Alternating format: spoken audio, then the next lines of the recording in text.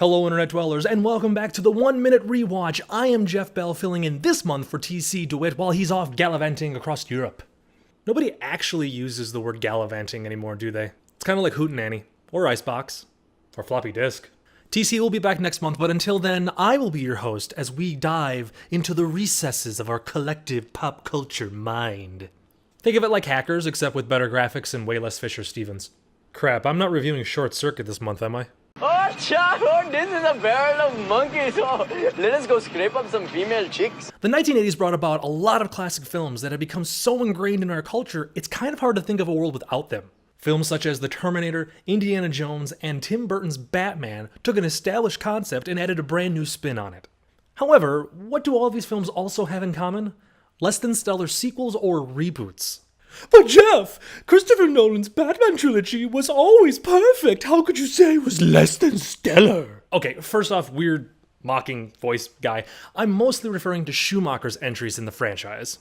And secondly, Catwoman's role in that third franchise film was so freaking useless! Oftentimes, these films came out of nowhere to become a massive success, both in the box office and in the people's minds. And while the first few films might be at least adequately as fun as the original, oftentimes what made the first one so good is lost on future entries. It's almost like the filmmakers forget to include what the original message of the film was. Or in most cases, they just want to cash in on an established franchise's name. But what classic film of the 1980s has managed to avoid being rebooted into a modern adaptation that in no way will live up to the original's perfect mix of comedy, action, and brilliant acting? The 1985 Tim Curry murder mystery, Clue. What the?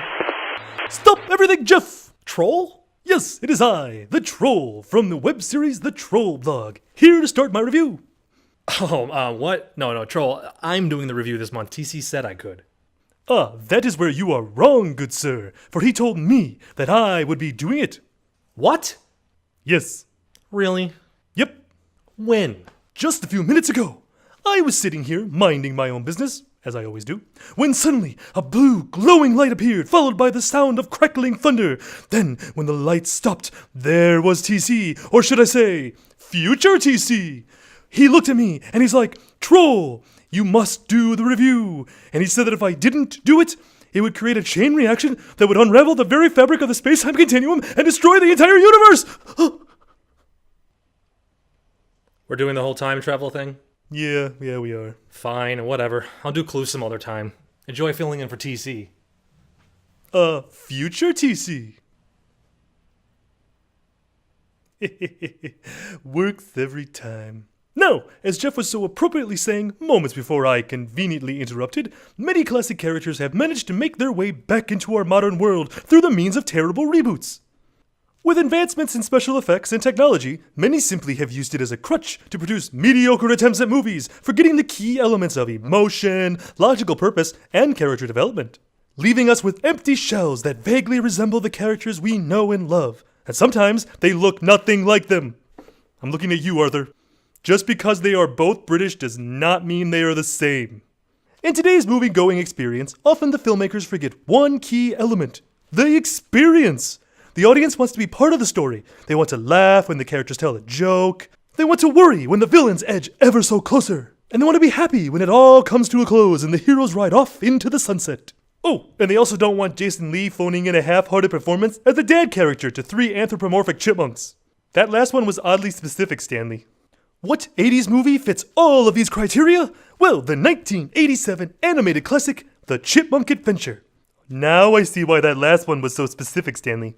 Start the timer! The 1980s saw the revival and the reimagining of the 1960s Alvin and the Chipmunks show. The new show was created and voiced by the original creator's son, Ross Bagdasarian Jr. After many successful years on television, a feature-length movie was produced bringing the cast to the big screen. Taking the cue from another 80s classic, Indiana Jones, the Chipmunks are off on an adventure around the world involving diamonds, voodoo cannibals, musical numbers, and an evil French villains. It all begins when the Chipmunks are left alone while Dave travels overseas on a business trip. Not wanting to stay at home, Alvin enters himself, Simon, Theodore, and the Chipettes into a race around the world run by some very shady-looking individuals. Unbeknownst to them, the dolls they're required to deliver as part of the race contain diamonds being sold for loads of cash. Soon, the Chipmunks and the Chipettes realize the race is a scam when they quickly race home with the bad guys in tow. With plenty of laughs, beautiful animation, toe-tapping songs, and moments that'll pull at your heartstrings, the Chipmunk Adventure is a nostalgic, mostly family-friendly ride that will leave you smiling, happy, and a little more cautious of dolls that look exactly like you. That's why I give the Chipmunk Adventure 4 diamond dolls out of 5.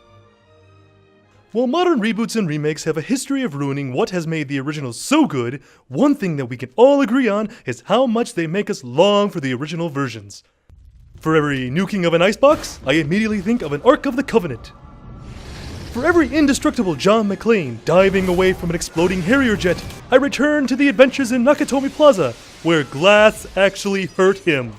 For every creepy killer clown, kill the Batman.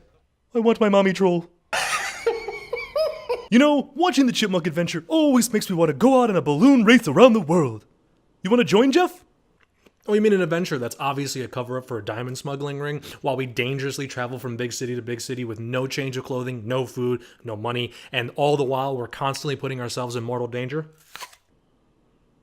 Is that a no? Oh no, I'm totally in. Yay! I got 2 shady people on speed dial that I can call to set it up. What? Thank you everyone for letting me fill in for TC this month. If you want to follow me on the social medias, be sure to head over to twitter.com/trollblade for all updates on me and my future shows. TC will be back next month, and until then, I double dog dare you to listen to the opening theme song of this movie and not want to go on an adventure of your own. And we are off to see the world. We're off to see our dreams. Why are the hearts beating so fast? Ooh, ay, ooh, ay, ooh, ay, ooh, ay. Okay, I don't actually remember the lyrics to the song. And action. I will be your host as we dive collectively into the pop culture psyche. That's not the word at all. I mixed up the words. Focus troll, focus troll. But Jeff. Be a professional, Jeff. Sorry. It's okay.